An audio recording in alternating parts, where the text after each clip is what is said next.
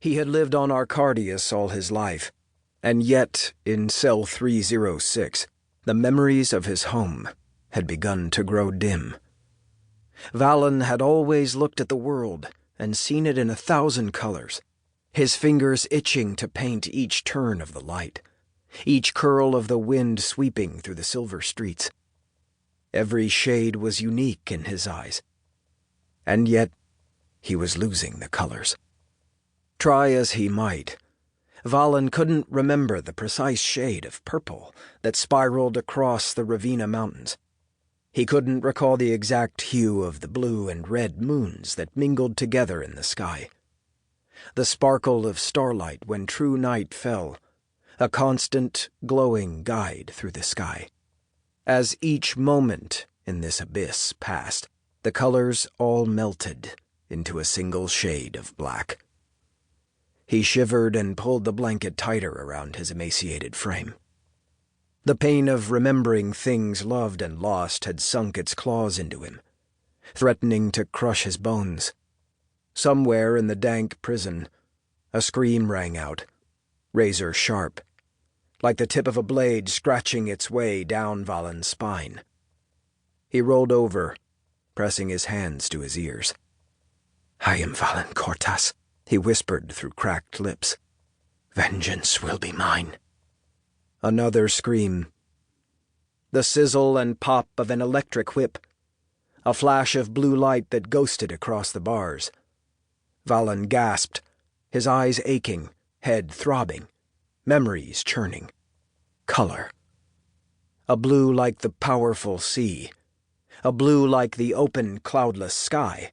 And then darkness again, and silence. The new prisoners always screamed for days, until their throats went ragged. They cried out the names of loved ones and tried to hang on to who they were. But on Lunamir, everyone became a number in the end. Valen was 306, deep in the belly of hell incarnate. The cold was endless.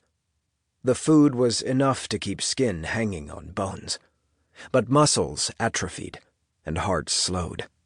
The stink of bodies rose up like a wave, a scent that had long since sunk into the obsidianite walls and bars. Those walls of obsidianite were the only thing separating Valen and the other prisoners from the void of space and their untimely deaths. He'd thought of escape, as every other prisoner had. He imagined leaping through the wall, diving out into the airless abyss.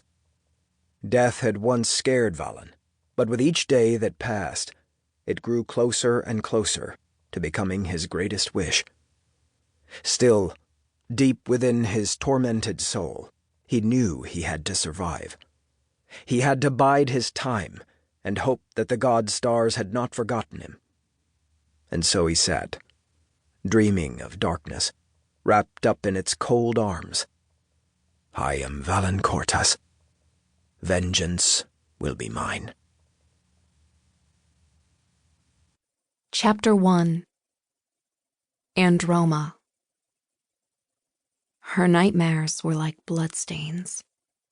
They were impossible to get rid of, no matter how hard Androma Racella tried to scrub them from her mind. On the darkest nights, they clung to her like a second skin. In them, she could hear the whispers of the dead threatening to drag her down to hell where she belonged. But Andy had decided long ago that the nightmares were her punishment. She was the Bloody Baroness, after all. And if surviving meant giving up sleep, then she would bear the exhaustion. Tonight, the nightmares had come as they always did, and now Andy sat on the bridge of her ship, the Marauder, scratching a fresh set of tallies into her twin swords. The glowing compression cuffs on her wrists, which protected skin burned in an accident years before, were the only light in the otherwise dark space. The press of a button was all it took to power them up.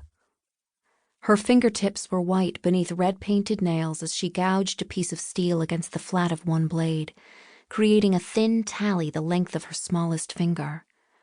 Without its spirals of electricity, the sword looked like any other weapon. The tallies, any other soldier's lucky mark. But Andy knew better.